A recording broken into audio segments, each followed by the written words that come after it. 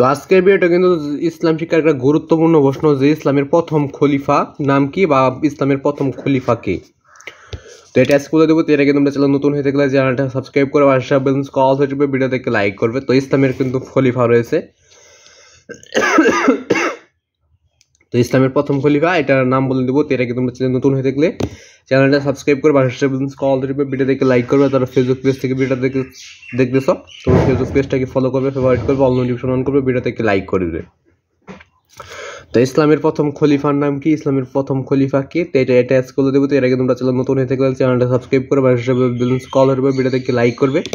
যদি আরও কোনো ক্লাসের প্রশ্ন উত্তর তোমাদের সরাসরি গাইড থেকে লাগে তো অবশ্যই কমেন্টে বলে দেবে যে কোন ক্লাসের কি প্রশ্ন উত্তর তোমাদের সরাসরি গাইড থেকে লাগবে। তো আজকে শুধু ইসলামের প্রথম খলিফার নামটা বলে দেবো। এবং এই পাশে আরও ফারুক শব্দের অর্থ কি আছে, তারপরে আছে তোমাদের আরও অনেক কিছুর অর্থ আছে এবং অনেক প্রশ্ন আছে। যদি লাগে তো অবশ্যই কমেন্টে বলে দেবে যে কোন প্রশ্নটা লাগবে। ইসলামের প্রথম খলিফাটা আজকে বলে দেবো এবং দ্বিতীয় খলিফা যদি লাগে, তৃতীয় খলিফা, চতুর্থ খলিফা এগুলোর নাম লাগলে অবশ্যই কমেন্টে বলে দেবে যে কোনটা লাগবে। তো ইসলামের প্রথম খলিফা এটা আজকে বলে দেবো।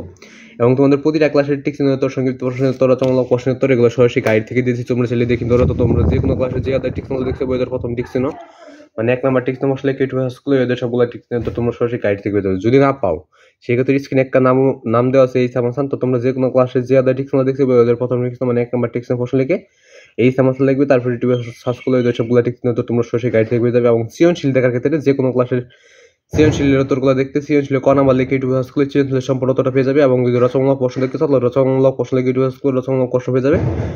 এবং সংক্ষিপ্ত প্রশ্ন লিখে ইউটিউবে সার্চ করলে সংক্ষিপ্ত প্রশ্ন হয়ে যাবে, রচনামূলক প্রশ্ন লিখে ইউটিউবে সার্চ করলে রচনামূলক প্রশ্ন হয়ে যাবে। বিশেষ করে সৃজনশীল ক নাম্বার লিখে ইউটিউবে সার্চ করলে সৃজনশীলের সম্পূর্ণ উত্তরটা পেয়ে যাবে একদম 6 থেকে কলেজ পর্যন্ত বর্তমানে ভাবে। এবং পরবর্তীতে আরও বাড়ানোর চেষ্টা করব এবং 6 থেকে নিচে যাওয়ারও চেষ্টা করব। তো ইসলামের প্রথম খলিফার নামটা আজকে বলে দেবো। তো এর আগে তোমরা চ্যানেল নতুন হয়ে থাকলে চ্যানেলটা সাবস্ক্রাইব করো, আর তারা ফেসবুক পেজ থেকে ভিডিও দেখো ফেসবুক পেজটাকে ফলো করবে। তো দেখো ইসলামের প্রথম খলিফার নাম কি এবং ইসলামের প্রথম খলিফা কে, নামটা দেখে নাও। ইসলামের প্রথম খলিফার নাম হলো হযরত আবু বকর রাদিয়াল্লাহু আনহু। ইসলামের প্রথম খলিফার নাম হলো হযরত আবু বকর রাদিয়াল্লাহু আনহু। তো এটাই ছিল ইসলামের প্রথম খলিফা। তো তিনি ছিলেন ইসলামের প্রথম খলিফা। তো আজকের ভিডিওটা এই পর্যন্ত। যে ভিডিওর আরও যদি কোনো মানে আরও ইসলামের দ্বিতীয় খলিফা, তৃতীয় খলিফা, চতুর্থ খলিফা এগুলোর নাম লাগলে অবশ্যই কমেন্টে বলে দেবে।